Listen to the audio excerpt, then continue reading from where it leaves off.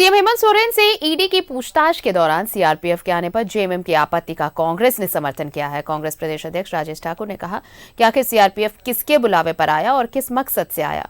सरकार इसे गंभीरता से लेते हुए जांच कर रही है और जांच के बाद दोषियों पर एक्शन भी होगा। सीआरपीएफ या कोई भी केंद्रीय जो सैनिक बल है, अर्धसैनिक बल है, उसका उपयोग तभी किया जाता है जब राज्य सरकार अनुमति देती है या राज्य सरकार ऐसा समझती है कि यहाँ लॉ एंड ऑर्डर को कंट्रोल में करने के लिए इनकी सहायता। तो बगैर महंगे सहायता देने कैसे पहुंच गई सीआरपीएफ, ये जांच का विषय है और जांच होना भी चाहिए।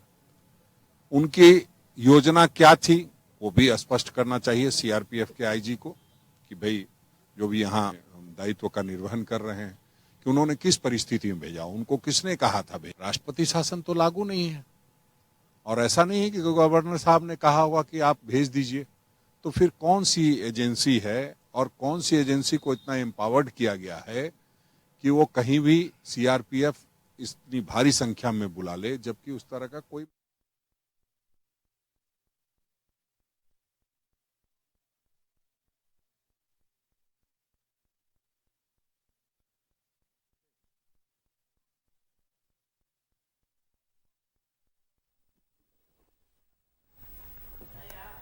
और सहयोगी सत्यव्रत किरण हमारे साथ जुड़ रहे हैं, सीधे उनका रुख कर लेते हैं। सत्यव्रत, 20 जनवरी को जब सवाल जवाब हो रहे थे मुख्यमंत्री से, ईडी के अधिकारी पहुंचे थे सीएम आवास, कुछ अंतराल के बाद देखिए सीआरपीएफ की टीम, सीआरपीएफ के जवान भी वहां पर पहुंचे थे और जो ये कंपनी पहुंची उसके बाद अब देखिए सीआरपीएफ की कंपनी, जब ये अब आरोप लग रहा है कि ये जो बटालियन वहां पर पहुंची इसने प्रतिबंधित क्षेत्र में वो घुस गई, ये जवान घुस आए प्रतिबंधित क्षेत्र में। साथ ही साथ ये भी है कि जो निषेधाज्ञा लागू की गई थी उसका भी उल्लंघन हुआ है और इस पे सिर्फ ऐसा नहीं है कि एफआईआर दर्ज कराया गया, गोंदा थाने में ये एफआईआर दर्ज कराई गई है, कुछ जेएमएम कार्यकर्ताओं के नाम पे एफआईआर है, लेकिन इन सब पर सियासत भी खूब होने लगी है अब।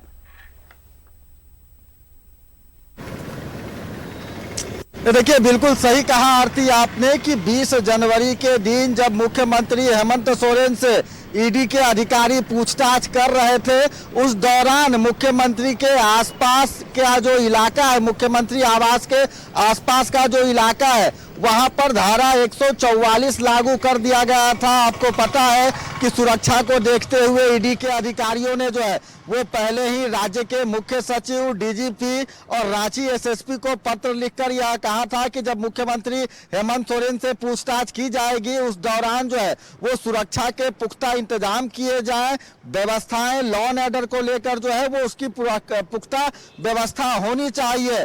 फिलहाल उस दिन जो है वो कुछ गड़बड़ियां देखने को मिली, खासकर सीआरपीएफ बटालियन के करीब आधा दर्जन से ज्यादा बसों में जो जवान थे वो इस 144 एरिया के आसपास नजर आए। वैसे में रांची के जो सिटी डीएसपी हैं उन्होंने उन सीआरपीएफ के जवानों को कहा कि आखिर उन्हें क्यों बुलाया गया है, किनके कहने पर वो मुख्यमंत्री आवास के पास आए हैं, जबकि यहाँ पर धारा 144 लागू है। उस दौरान उन्हें वापस किया गया। साथ ही भीम आर्मी के जो कुछ लोग थे वो पहुंचे थे जस्टिस एनपीएन सहदेव चौक के पास, जबकि आपको पता है कि जस्टिस सहदेव चौक से लेकर मेरे पीछे काके रोड के राम मंदिर तक जो है वो बैरिकेडिंग कर दिया गया था और इस एरिया में किसी भी व्यक्ति के आने जाने की जो है वो अनुमति नहीं थी। बावजूद झारखंड मुक्ति मोर्चा के जो कार्यकर्ता हैं वो राम मंदिर के उस बैरिकेडिंग को पार करते हुए मुख्यमंत्री सचिवालय यानी कि सीएमओ तक जो है वो पहुंच गए थे और लगातार प्रदर्शन कर रहे थे, ईडी के खिलाफ नारेबाजी कर रहे थे, मुख्यमंत्री हेमंत सोरेन के समर्थन में जो है वो प्रदर्शन कर रहे थे। तो टाउन सीओ के द्वारा सीआरपीएफ पर जो है वो एफआईआर दर्ज किया गया है। उसके अलावा झारखंड मुक्ति मोर्चा के जो कार्यकर्ता हैं, मुख्यमंत्री हेमंत सोरेन के प्रशंसक जिन्होंने धारा 144 का उल्लंघन किया है, प्रतिबंधित क्षेत्र में घुसने की कोशिश की, उन पर एफआईआर किया गया है। और उसके अलावा भीम आर्मी के कुछ सदस्य जो कि 20 जनवरी के दिन जब मुख्यमंत्री हेमंत सोरेन से पूछताछ चल रही थी उस दौरान जस्टिस सहदेव चौक के पास करीब 200 से ज्यादा संख्या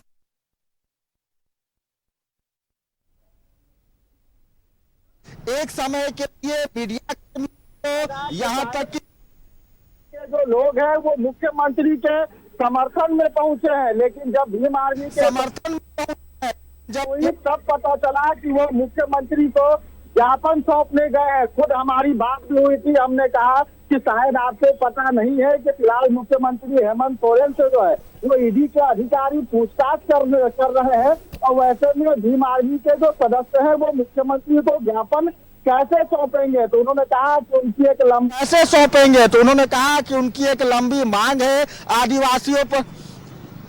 आदिवासियों पर लगातार हो रहे अत्याचार को लेकर जो है जी। वो लगातार आंदोलन कर रहे हैं, उसे रोकने के लिए वो ज्ञापन के जो सदस्य हैं वो मौजूद थे। तो फिलहाल 3 लोगों पर सीआरपीएफ के बटालियन पर जो है वो केस दर्ज किया गया है। मेरे पीछे गोंडा थाने में एफआईआर दर्ज किया है टाउन सीओ ने। उसके अलावा झारखंड मुक्ति मोर्चा के कार्यकर्ता जो कि 20 जनवरी के दिन बैरिकेडिंग को पार कर प्रदर्शन कर रहे थे, उन पर एफआईआर दर्ज किया गया है। उसके अलावा करीब 200 से ज्यादा भीम आर्मी के जो लोग हैं जो जस्टिस सहदेव चौक के पास पहुंचे थे, उन सभी पर एफआईआर दर्ज किया गया है। उन पर मामला है कि उन्होंने धारा 144 का उल्लंघन किया है, प्रतिबंधित क्षेत्र में घुसने की कोशिश की है, और जो सरकारी काम चल रहे थे उसमें बाधा पहुंचाया है। तो फिलहाल मेरे पीछे गोंडा थाना में मामला दर्ज कर लिया है, और अब गोंडा थाना के जो पुलिस पदाधिकारी हैं वो इस पूरे मामले की जांच करेंगे। आरती, शुक्रिया आपका तमाम जानकारी के लिए सत्यव्रत। तो सीआरपीएफ पर देखिए एफआईआर दर्ज कराई गई है, और ये एफआईआर उस दिन के लिए है जब निषेधाज्ञा लागू थी। ईडी की टीम पहुंची थी सीएम आवास सीएम से पूछताछ के लिए, और जो प्रतिबंधित क्षेत्र था वहां पर घुसने का आरोप है सीआरपीएफ पर, और ये कहा गया है कि सीआरपीएफ के जवान वहां पर पहुंचे, और इसी को लेकर सीआरपीएफ आईजी एसएसपी और एसपी से गृह सचिव ने तो रिपोर्ट भी तलब की है। साथ ही साथ इधर टाउन सीओ ने गोंदा थाने में प्राथमिकी दर्ज कराई है। इसके साथ ही कुछ जेएमएम कार्यकर्ताओं पर भी एफआईआर है। भीम सेना के जो कुछ कार्यकर्ता थे उन पर भी एफआईआर हुई है।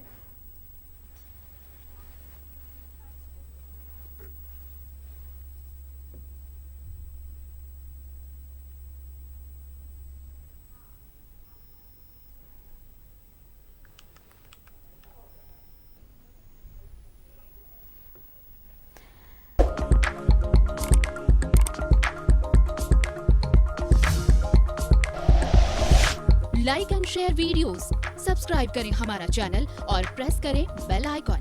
न्यूज़ 11 भारत, सच है तो दिखेगा।